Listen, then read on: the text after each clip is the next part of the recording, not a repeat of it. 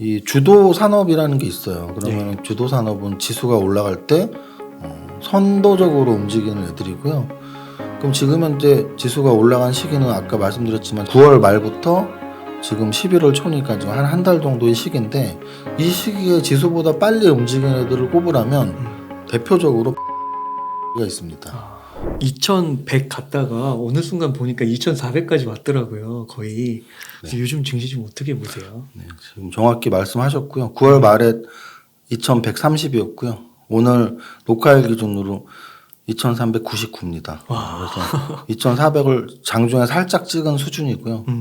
좀 9월 말부터 지금 11월 뭐 오늘이 11월 7일 8일이죠. 11월 8일이니까 한 달 열흘 정도에 2130에서 2400에 왔다는 건 좀 빠른 속도로, 또 차트를 보면 가파른 각도로 상승을 해주고 있다는 얘기고요. 좀 더 길게 지금 현재 위치를 보면 이제 작년 7월 달 고점 3300에서 하락 조정을 받다가 올해 1월 달에 한번 급락, 다시 두 번째 급락은 6월 달에 급락, 이제 세 번째 급락이 9월 달에 나왔고요. 그 9월의 급락 마지막 저점이 9월 말 2130이었는데, 그 지점에서 지금 뭐 한 달 열흘 정도 좀 반등을 하고 있는 상태라고 볼 수 있습니다. 네. 그래서 요즘 보면은 FOMC가 끝나고요. 오히려 되게 하락을 했다가 상승을 하는 느낌이 좀 나기도 하고, 또 한편으로는 조금 속도 조절론이라고 해서 좀 금리에 대한 그런 이슈가 좀 많이 부각되고 있더라고요.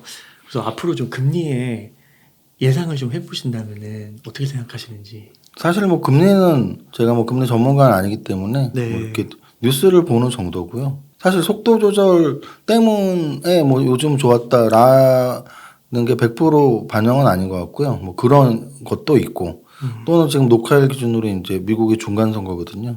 근데 뭐 한두 달 전부터 얘기가 있었어요. 미국의 중간 선거가 지나고 미국 증시가 상승했을 확률이 굉장히 높았다. 그러니까 과거 데이터를 보면 그 2년에 한 번 있는 미국의 중간 선거에서 적어도 그 직전 6개월의 지수 상승률과 직후 6개월의 지수 상승률을 보면, 직전 6개월은 뭐 하락도 섞여 있고 뭐 10번 중에 뭐 3번은 하락 뭐 이렇다면, 직후 6개월은 거의 10번 다 상승, 뭐 이런 데이터가 많이 나돌았거든요. 그러니까 이건 뭐 조작된 건 아니겠죠. 실제 팩트죠. 그래서 거기에 대한 기대감도 전 좀 있을 수 있을 것 같고요. 또 하나는 말씀하신 것처럼 뭐 속도 조절이라는 것보다는, 왜냐면은 사실은 그 속도 조절에 대한 기대를 크게 가질 필요는 없는 게, FOMC 금리 요번에 마지막 인상 자이언트 스텝 세 번째 했을 때 지난주에 사실은 0.75 상승하고서 인상하고서 미국 지수가 올랐었거든요. 뭐 그러다가 파월 의장이 인터뷰에서 급락을 했거든요. 그래서 이제 기자들이 이런 식으로 물어본 거죠. 이제 금리 자이언트 스텝 3번 했고, 좀 이제 뭐 언제쯤 뭐 금리 인하가 예정돼 있냐, 또는 금리 인상이 멈추냐, 이런 질문을 했는데 뭐 아직 고려하지 않는다, 뭐 이래 버렸기 때문에 이제 급락을 했기 때문에 언제 완화된다라는 거는 지금 제 생각에는 일단 없다고 봐요. 없는데 예정되어 있는 건 없지만 당연한 거란 얘기죠. 왜냐하면 지금 최근 뭐 1년, 2년에만 지금 이 주식시장에 관심을 갖고 또는 금리에 관심을 가진 분들은 금리 한번 올라가면 뭐 5년, 10년 계속 5%대 있을 수 있어라고 착각하실 수도 있지만 그렇지 않다는 얘기죠. 제가 강의할 때 많이 말씀드리는데, 저는 추세 매매자란 말이에요. 그러면 예를 들어 좋은 종목들 10,000원짜리가 50,000원 가면 100,000원 갈 수도 있고, 또 100,000원 가면 100,000원 갈 수도 있고, 그게 주식이죠. 이란 말이죠. 그러니까 텐베개가 나오고 뭐 애플이 있고 테슬라가 있는 거죠. 근데 추세 매매에서 예외가 있어요. 저는 환율하고 금리라고 보거든요. 단기적으로 한 1년 정도 또는 2년 정도는 추세가 있을 수 있어요. 뭐 제로금리에서 5%까지 또는 6%까지. 하지만 그게 10% 20% 가는 적은 없습니다.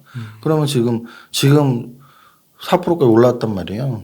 그러면은 뭐 5% 또는 5.25% 지금 예상하고 있기 때문에 그거는 당연히 내년 1분기면 끝나버려요. 그럼 내년 1분기까지 금리 인상은 예견이 되어 있는 거죠. 한 2번 내지 3번 정도. 그 이후에 당장은 아니겠죠. 뭐 장난하는 것도 아니고 요번 달까지 5.25까지 올렸는데 다음 달에 다시 뭐 0.25 내린다. 그건 아니겠죠. 하지만 어느 정도의 텀이 있다가 일진 모르지만 내리기. 분명한 건 6개월이 됐던 1년이 됐던 금리 인하의 시간 온다는 거예요. 네. 그거는 과거의 데이터가 증명하니까요. 미국의 금리 차트를 여러분들이 보신다면 가장 최근의 금리 인상이 2018년이었고요. 그 직전이 2003년에서 2006년까지 3년 동안 올린 건데요.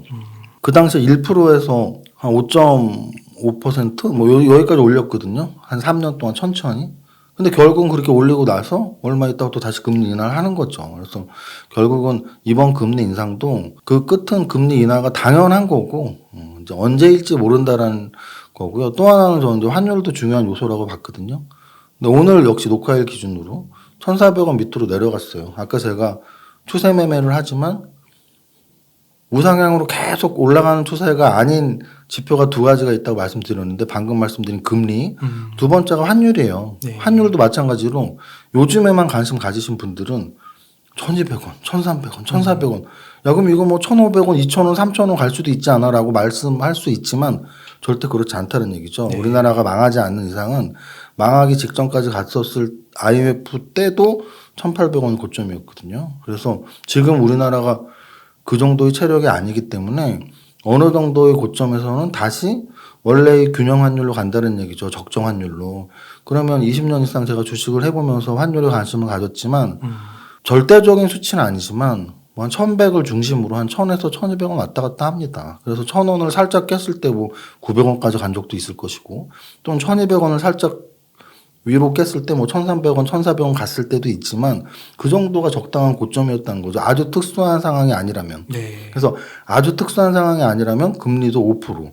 아주 특수한 상황이 아니라면 환율도 1,400원. 근데 지금 그 정도까지 와 있다는 얘기죠. 그래서 뭐 이보다 더 나빠질 게 있어 이 정도까지 왔는데 저는 지금의 위치는 그 정도라고 봅니다. 아, 그 우리나라의 체력을 좀 말씀해 주셨는데 세무사님께서 투자를 거의 IMF 때부터 하셨잖아요. 굉장히 오래되셨는데 그때랑 비교했을 때 우리나라의 체력이 많이 좋아졌다고 보시나요? 일단은 뭐 당연하죠. 아. 이게 뭐 어찌 보면 경제 규모라고 할 수 있는 거죠. 그래서 지금은 어찌 보면 우리나라의 경제 규모는 뭐 글로벌 탑10에도 들락말락할 정도의 수준이고 네. 또 하나는 뭐 반도체 산업이나 자동차 산업 요즘에 이제 급격하게 부각된 2차 전지 산업 같은 경우는 글로벌 산업의 수준에 충분히 따라간 정도가 아니고 뭐 그 반도체 메모리 반도체 쪽은 뭐 선도하고 있으니까 그래서 반도체 산업, 자동차 산업, 2차 전지 산업의 이런 규모들을 본다면 IMF 직후랑은 사실 비교가 안 되죠. 네. 비교가 안 되고요. 경제 규모가 그렇다 보니까 사실은 현재도 뭐 남미랄지 동남아시아랄지 이런 화폐의 가치가 상당히 불안한 나라들이 가끔씩 나오잖아요. 우리나라가 그렇게 될 확률은 극히 낮은 거죠. 지금의 규모로 봤을 땐. 그래서 저는 뭐 감히 말씀드리면 IMF 같은 위기가 아니라면 또는 미국 시장에서 글로벌 금융위기 때 굴지의 금융권의 금융기업들이 막 부도가 났었는데 그런 상태가 아니라면 지금 3,300에서 2,100까지 떨어졌던 이 정도의 하락률이면 뭐 꽤 큰 조정이다라는 생각을 하고 있습니다. 아, 그런 거군요. 그러면은 그 현재 시점에서 좀 현금 여유가 있다고 하면 주식을 사야 되는 시점이라고는 보실 거예요? 근데 이제 참 이 현재 시점이라는 게 되게 웃긴 거죠. 네. 왜냐면은 한 달 전만 해도 2,100이었는데 벌써 또 2,400이에요. 네. 그럼 이게 현재 시점이라는 게 2,100인지 200인지 300인지 400인지 사실은 애매한 거죠. 그럼 그냥 오늘 시점으로 말씀을 드릴게요. 2,400이죠. 근데 뭐 단기간에 굉장히 빨리 올라왔거든요. 네. 그래서 만약에 야, 이거 단기 반등이 너무 셌으니까 좀 조정이 필요할 것 같아라고 한다면 뭐 당장 내일 사세요보다는 뭐 1, 2주 좀 시간 뒀다 사셔도 되겠죠. 그런데 만약에 이런 질문이었다면 2,130을 깨고 뭐 2,000이나 1,900 가는 게 두려우니까 지금 사기엔 좀 두려운 시점인가요? 라는 질문을 제가 받았다면 저는 뭐 그 정도가 아니라고 말씀을 드리고 싶은 거죠. 무슨 뜻이냐면 2,130을 또 깨고 내려갈 확률도 있어요. 네. 지금 1월의 급락, 6월의 급락, 9월의 급락을 뭐 예견한 사람이 있다면 거짓말이에요. 왜냐하면 1월달 거래소 10%, 9월달 거래소 10%, 6월달 거래소 10%씩 빠졌거든요. 한 달에 거래소 10% 빠지는 거를 나는 알고 있었어라고 한다면 풋옵션 매수를 하시면 100배도 벌 수 있단 말이에요. 아. 그걸 예상하셨던 분들은 10억으로 1000억을 벌 수 있는 기회인데 거짓말인 거죠. 그래서 우리는 그런 예상을 하기가 힘듭니다. 그러면 그렇게 따진다면 2130을 또 깰지 안 깰지는 사실은 몰라요. 다만 전저점을 깼을 때의 범위가 있어요. 만약에 지금 2400까지 올라와 있는데 2130을 깬다 쳐도 무슨 1500을 가거나 그러진 않거든요. 끼케 한 2000 정도 가겠죠. 그리고 다시 또 올라오겠죠. 지금처럼. 지금 2130까지 9월 말에 10% 빠졌다가 2400 올라온 것처럼 여기서 만약에 또 조정을 받는다면 또 뭐 2130을 깬다면 한 2000까지 갔다가 다시 또 2300 이상으로 올라오겠죠.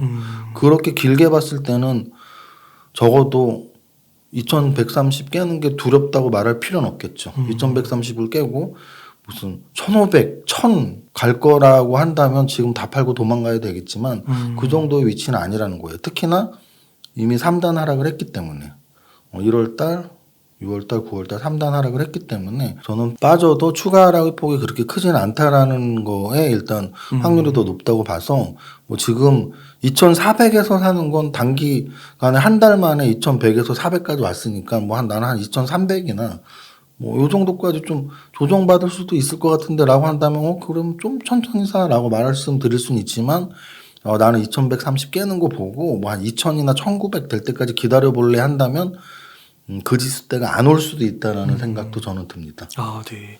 그 세무사님 그 주식이라는 게 경험이 짧다 보니까 이런 건가요? 이게 그 2100에서 2400까지 오는 과정이에요.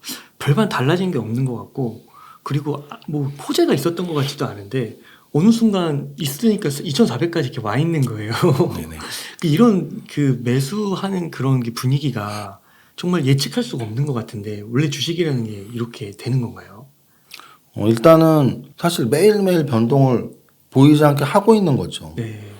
이런 거예요. 뭐 비유가 될진 모르겠지만 제 몸무게가 작년 봄에 막 당뇨 판정 받고서는 거의 한 20kg를 빼서 막 70kg까지 갔다가 또 뭐 지금 한 10kg 이상 다시 찌고 막 하거든요. 근데 하루에 10kg가 찌진 않습니다. 조금씩 변하는 거예요. 제가 뭐 90kg에서 70kg까지 뺄 때 뭐 하루에 한 0.5kg씩 빠지면서 한 2달 걸리더라고 20kg 빠지는 게. 근데 또 다시 10kg 이상 찔 때 또 뭐 하루에 뭐 한 0.4kg, 3kg씩 쪄서 뭐 한 3달 걸리더라고요. 이것처럼 지수도 사실은 하루에 지금 뭐 2100에서 2400 간 건 아니거든요. 매일매일의 움직임이 묶여서 한 달, 2달, 3달 동안 그게 이어진 건데 그렇다면 그 매일매일의 움직임에 어떤 계기가 되는 재료들, 특히 하루짜리 재료가 아니고 좀 긴 호흡으로 반영되는 재료들이 뭐가 있었는지 여부거든요. 그렇게 봤을 때 똑같은 생각을 해보면 돼요. 과연 작년 7월부터 6월까지 또는 9월 말까지 1년 이상 빠졌는데 물론 그 사이에 러시아 전쟁도 있었고 물가가 너무 올라서 금리 인상을 시작했잖아 라고 생각할 수 있죠. 만약에 그렇다면 작년 7월부터 1월 말 폭락할 때까지 금리 인상을 했었는지 찾아보세요. 안 했었단 말이에요. 금리 인상을 하지 않았었고 할 것이다라는 예상이 있었던 거죠. 금리 인상은 2022년 상반기부터 할 거야 라는 그 예상 때문에 작년 여름부터 올해 1월 폭락까지 나온 거거든요. 그 이야기는 그럼 지금 2100에서 2400까지 어떤 변화도 없는데 왜 올랐어? 라는 질문에는 비슷하게 대답할 수 있어요. 우리는 아까도 말씀드렸지만 이미 예상하고 있어요. 내년 1분기쯤이면 금리가 최고점을 찍을 것이고 언제일진 모르지만 6개월이 될지 1년이 될지 모르지만 무조건 금리는 다시 내려가게 되어 있고 물가는 잡히게 되어 있고 여기서 하나 더 러시아 전쟁까지 말하면 더욱더 논리가 좋죠. 러시아 전쟁도 뭐 점점 끝나가겠지? 뭐 그게 무슨 100년 전쟁, 예전 유럽에 있었던 100년 전쟁처럼 100년 동안 하지는 않을 거라는 게 모두의 공감이기 때문에 그러면 뭐 그것도 점점 끝나는 시간이 가까워지겠지. 환율도 아까 말씀드렸지만 1,400원 이상 뭐 1,440원, 50원까지 찍었는데 1,400원 밑으로 내려가겠지? 근데 오늘 실제 내려갔단 말이에요. 1,400원 밑으로. 그 얘기예요. 그래서 그런 미묘한 변화들이 계속 있는 거죠. 환율도 서서히 내려가겠지. 그럼 외국인들이 자금이 들어오겠지. 근데 실제 계속 들어왔거든요. 환율이 내려가겠지. 외국인들이 들어오겠지. 금리도 내년 상반기면 끝나겠지. 그 이후에 언제쯤에는 금리 인하를 하겠지. 이런 것들이 지금 반영되고 있다는 얘기죠. 그게 바로 주식시장에서 말하는 선반영이라는 얘기고 네. 또 이 선반영은 선반영 말 갖다 붙이는 거 아니야? 갖다 붙이는 게 아니고 경제학 용어에 정확히 표현이 되어 있습니다. 우리가 말하는 이런 지표들이 있어요. 예를 들어 이번 주에 CPI 소비자 물가지수도 지표예요. 또는 거래소 지수, 다우 지수 이것도 지표예요. 이런 지표들은 세 가지로 구분을 할 수 있습니다. 경기 선행 지표, 경기 동행 지표, 경기 후행 지표. 그러면 대표적인 경기 선행 지표 하나만 꼽으라면 주가 지수거든요. 네. 그럼 주가 지수가 경기 동행 선행 지표라는 뜻은 뭐냐면 경기보다 항상 빨리 움직이는 지표라는 뜻이에요. 그 얘기는 올해 금리 인상 예견되어 있으니까 금리 인상되면 경기가 안 좋아질 텐데 하니까 작년 여름부터 떨어졌던 거고 네. 내년쯤이면 금리가 피크를 찍을 것 같고 환율도 내려와 있을 것 같고 러시아 전쟁도 끝나 있을 것 같고 하니까 지금부터 주가가 꿈틀꿈틀 올라가기 시작하고 있다라고 해석할 수 있다는 얘기죠. 네. 아, 그렇게 보는 거군요. 그러니까 그러면은 주식을 살 때는 이게 이제 선반영이 될 것인가 안 될 것이냐 그런 거를 좀 미리 뭐 6개월, 1년 이렇게까지도 한번 생각해 볼 필요도 있는 거고. 좋은 말씀이신데요. 네. 지수만 먼저 움직이는 게 결코 아니고요. 종목도 마찬가지입니다. 네. 종목도 만약에 지금 현재는 적자지만 다음 분기부터 흑자로 전환할 것 같아. 그 주식은 현재는 적자지만 미리 오를 수도 있고요.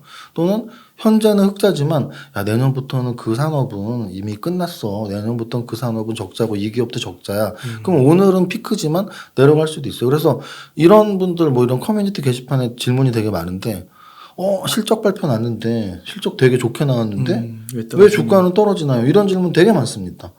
그건 너무 명확해요. 오늘 나온 실적은 좋았지만 다음 분기 예상 실적이 안 좋은 거죠. 그러면 3개월 후 6개월 후에 실적이 안 좋다라고 예상 실적이 나와버렸기 때문에 그럼 주가는 이제는 떨어져야겠네 하고 미리 떨어지는 거예요. 그렇게 보시면 됩니다. 네. 그러면 지금 이 시점에서 주식을 좀 산다고 했을 때요. 좀 좋게 보시는 섹터나 주식이 좀 있으실까요? 네, 섹터는 일단은 이 주도 산업이라는 게 있어요. 그러면 주도 산업은 지수가 올라갈 때 선도적으로 움직이는 애들이고요.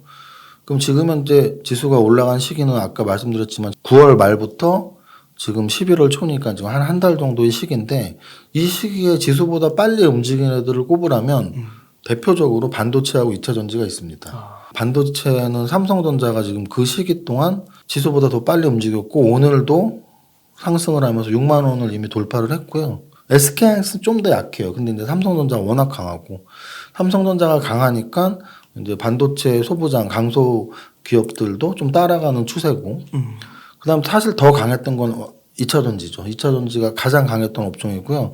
그래서 2차 전지에서는 뭐 LG 에너지 솔루션, 삼성 SDI 이런 게 선도로 움직이면서 포스코 케미칼이나 뭐 에코프로비엠이나 LNF 이런 2차 전지 애들이 이제 진짜 강하게 한 달 동안 움직였고요. 또 하나 업종을 꼽자면 방산 업종도 꽤 강하게 거래소보다 지수보다 훨씬 강하게 움직였습니다. 방산 업종이 움직였던 이유들도 뭐 다 아시겠지만 러시아 진도행이 계속되면서 유럽 쪽의 수출 물량이 계속 공시가 나왔거든요. 실적이 수반되는 성장성이죠. 그래서 이러한 업종들은 지금 굉장히 강한 위치에 있고요. 그럼 이제 말씀하신 것처럼 우리가 관심을 갖고 사야 될 업종이 강한 업종이냐 또는 그 반대로 또 볼 수도 있잖아요.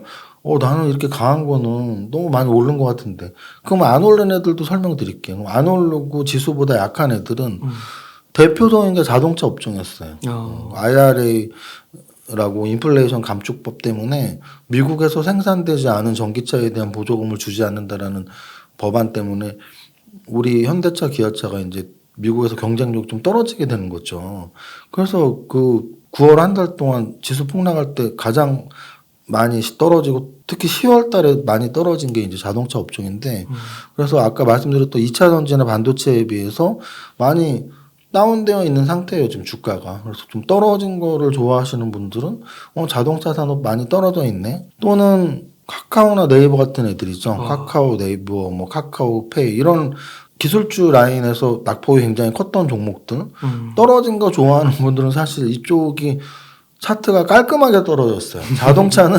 자동차는 IRA 법안 전까지는 좀 잘 버텼거든요. 잘 버티다가 최근에 뭐 한 달 떨어진 거고 네이버랑 카카오는 정말 고점 대비 3분의 1도 막 미끈하게 빠졌거든요. 근데 요즘에 좀 꿈틀대는 거죠. 그래서 카카오와 네이버보다 더 빨리 움직이는 애들이 카카오뱅크, 카카오페이 이런 애들은 지금 바닥 대비 한 20, 30% 올랐거든요. 벌써 이렇게 많이 올랐어요. 굉장히 빨리 움직이고 있습니다. 그래서 만약에 많이 떨어진 애들을 위주로 본다면 진짜 고점 대비 3분의 1도 막 난 기술주 애들 또는 자동차 업종 반대로 이제 나는 강한 종목이 좋은데 지수보다 강하고 좀 단단한 애들이 좋은데 잘 안 빠지고 이런 애들로 접근을 한다면 반도체, 2차 전지, 방산 뭐 이 정도가 제가 보고 있는 업종입니다.